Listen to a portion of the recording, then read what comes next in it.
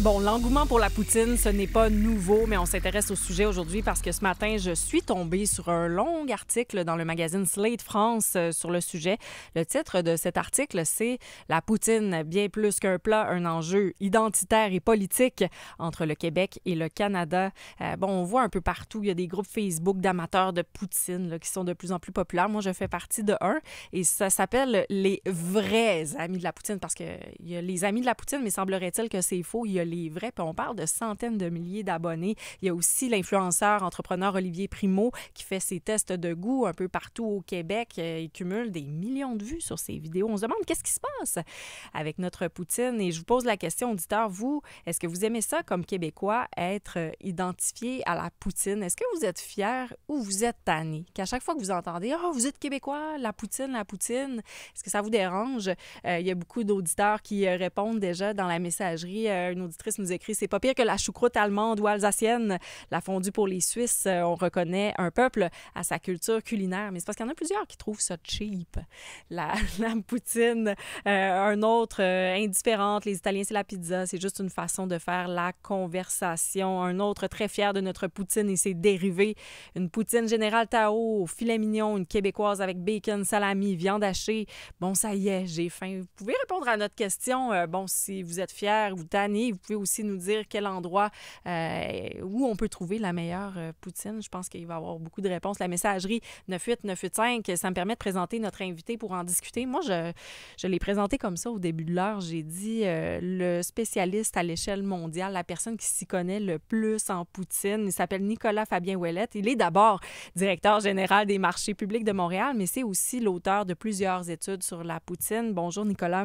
Bonjour, merci de me recevoir. Bien, merci à vous d'être là aujourd'hui. Pendant la pause, on en discutait, puis je vous disais, est-ce que c'est correct si je vous présente comme le spécialiste mondial de la poutine? Puis vous avez dit, ouais, ou on peut dire poutinologue. Exactement, un des 3 peut-être ou 4 poutinologues là, en existence aujourd'hui. Est-ce qu'on est en train de créer un métier? C'est la première fois que j'entends ça, poutinologue. On pourrait demander à des universités s'ils veulent ouvrir des programmes. Là. On n'est pas rendu là, non. J'adore ça. Donc, vous avez déposé là, un mémoire en 2017 à l'Université du Vermont. Donc, vous avez fait vos études sur le sujet aux États-Unis. Avant d'en venir là, j'aimerais vous entendre. J'ai parlé de cet article dans Slate France aujourd'hui, d'une durée, lire ça prend quasiment une dizaine de minutes. Pourquoi aujourd'hui, on parle de ça, la poutine, dans un magazine français? Bien, ça revient ponctuellement, puis justement, de mon côté, pour comprendre la poutine, puis l'étudier, il a fallu que je sorte du Québec pour peut-être mieux la comprendre. Puis aujourd'hui, bien, que ce soit en France, dans le reste du Canada, aux États-Unis, depuis 2000, depuis la publication finalement de mon article, bien, on la comprend différemment. Donc peut-être qu'il y a des gens en France qui redécouvrent la poutine, puis là, et quand ils regardent sur Internet, bien, attendez, est-ce que c'est canadien, est-ce que c'est québécois, qu'est-ce qui est derrière tout ça? Ça suscite un intérêt, puis il couvre finalement, encore une fois, la poutine, mais sous un nouvel angle. Pourquoi avoir eu besoin de sortir du Québec pour étudier la poutine? Là, vous avez vraiment piqué ma curiosité. Bien, je peux comprendre, puis je peux comprendre qu'il y a plein de gens qui nous écoutent en ce moment qui se disent pourquoi on ferait une étude sur la poutine, c'est quoi qui est si recherché de ça et c'est quoi qui ferait débat. En fait, moi, quand j'ai commencé ma maîtrise à l'Université du Vermont en Food Systems, tout le monde me parlait de la poutine comme étant un plat canadien. C'est la première fois que j'entendais cette façon de présenter le mets parce que pour moi, évidemment, c'est très québécois, en fait, comme mets. Puis on s'en rend peut-être pas compte au Québec, finalement, que ce soit en France, aux États-Unis. Longtemps, ça a été identifié comme étant un mets québécois depuis les débuts des années 2000.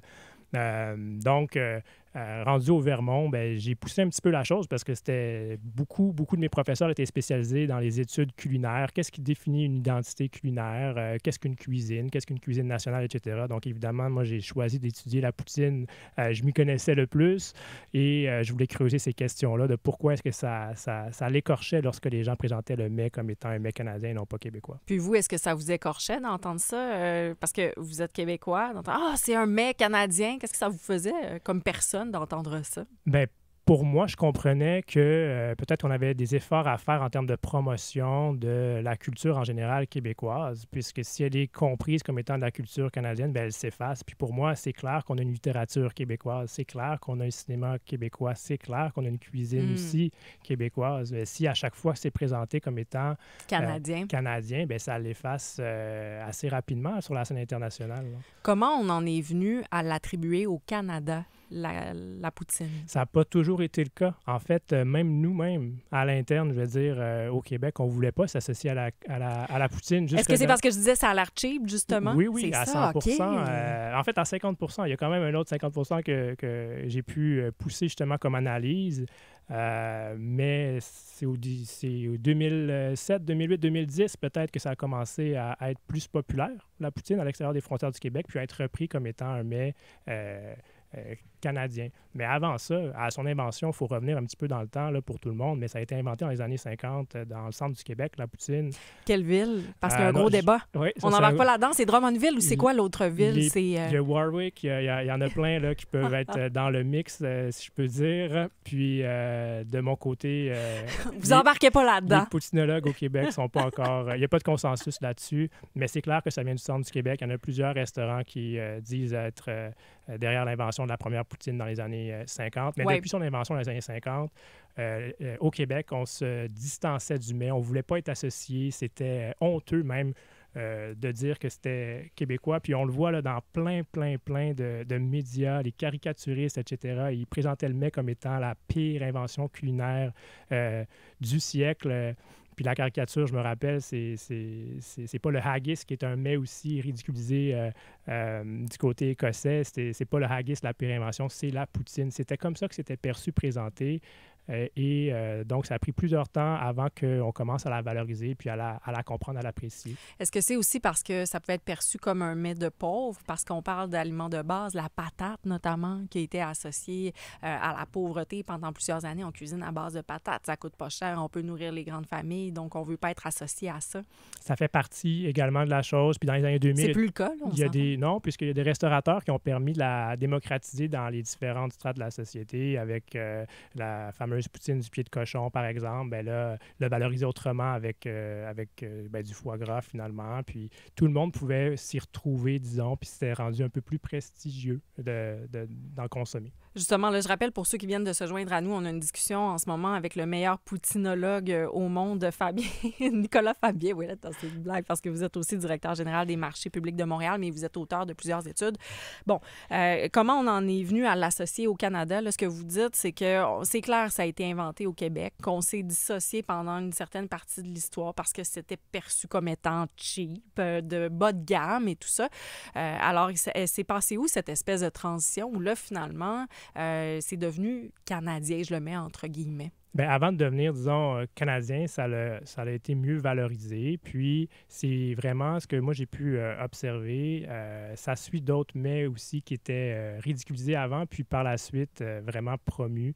Les sushis, ça n'a pas été toujours bien perçu. C'est lié à comment est-ce qu'on perçoit la société japonaise en général, mais au milieu du siècle dernier, c'était vraiment dangereux de consommer du poisson cru. Aujourd'hui, on est prêt c'est les restaurants les plus chers, finalement. On est prêt à vendre un rein pour en manger. Donc, oui, puis c'est souvent lié, cette perception-là, cette hiérarchie-là des mets, finalement, à comment est-ce que la société d'ancrage, elle est perçue. Donc, historiquement, les Québécois étaient perçus comme des porteurs d'eau. Ça nous a suivis longtemps. Bien, on a gagné en ce qu'on appelle du capital social. Ça a été valorisé.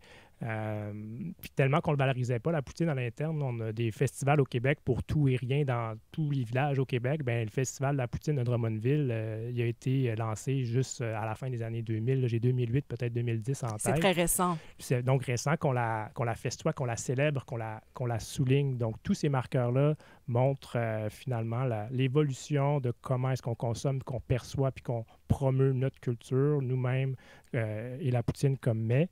Et donc, vu qu'il y avait potentiellement ici un gain à faire sur maintenant que la poutine est populaire, bien, naturellement, il y en a probablement qui l'ont présenté comme, on veut se l'approprier. comme d'autres. Je veux dire, est-ce que la musique québécoise, quand ça commence à être populaire à l'étranger, certains artistes sont plus présentés comme étant de la musique ou un artiste canadien versus québécois? Bien, peut-être aussi. Donc, tout ça fait partie de... Il y a le premier ministre, Justin Trudeau, aussi, qui avait servi cette poutine. C'était à Barack Obama, si je ne me trompe pas, puis qu'il l'avait présenté comme un mets canadien, qui a pu peut-être contribuer aussi à cette perception. Bien, certainement, les dîners d'État vont présenter des mets, puis ça peut avoir une incidence sur les groupes qui habitent le territoire. Donc oui, c'était un événement où antérieurement un mets où personne ne voulait être associé, qu'on mange dans des sacs des sacs à patates, des roulottes à patates. Désormais, à la Maison Blanche, ça voit tout le chemin, on montre tout le chemin que la poutine a pu faire dans les années. Nicolas Fabien-Ouellette, vous êtes directeur général des marchés publics de Montréal, auteur aussi de plusieurs études sur la poutine. Vous êtes le grand spécialiste. On est vraiment, je suis privilégiée de vous avoir devant moi, le grand spécialiste de la poutine. Je vous garde avec nous, on va terminer l'émission ensemble. On s'adresse aux auditeurs. Vous, est-ce que vous aimez ça comme Québécois, d'être identifié à la poutine? Est-ce que vous en êtes fiers? Et c'est où le meilleur endroit tant qu'on y est pour la manger? Peut-être qu'on pourra vous donner des idées là, d'endroits où aller pour le lunch ce midi ou cette semaine. Vous pouvez nous écrire dans la messagerie 98985. On termine l'émission en parlant de poutine et de son rayonnement à l'international parce qu'il y a un long article dans Slate France qui circule sur les réseaux sociaux depuis hier. Notre invité pour en discuter, c'est Nicolas Fabien-Ouellette, directeur général des marchés publics de Montréal, mais aussi auteur de plusieurs études sur la poutine. Nous, on le qualifie de poutinologue. J'aime ça, moi aussi. On vous a posé la question, auditeur, est-ce que vous aimez ça, vous, comme Québécois, d'être identifié à la poutine? Je lis, il y a plusieurs réactions, évidemment, Nicolas. Beaucoup de réactions dans messagerie. Un auditeur nous écrit, j'ai été chez un ami haïtien à Sherbrooke, il m'a fait une poutine à la haïtienne avec du porc frit, c'est juste... Wow! On voit qu'il y a beaucoup de dérivés de cette poutine. Les gens aiment ça. Il y en a d'autres qui aiment moins. Un autre message, je préfère la poutine, la Tabarnak, Lac-Saint-Jean. J'ai le droit de le mentionner, ça s'appelle comme ça. Désolée. Comme des places dans le sud. Un autre, désolé, mes burks, la poutine, je déteste ça. Je n'aime pas non plus qu'on nous identifie à ça. C'est Lucie. Un autre message, le Québec, c'est le meilleur sirop d'érable au monde, bien plus que la poutine. Donc, il y a des personnes qui préféraient être identifiées au sirop d'érable. Je pense que c'est pas mal moitié-moitié. J'en lis un autre. Le 21 juillet, c'est la journée mondiale de la poutine. Il se vend de la poutine dans plus de 800 restaurants dans le monde.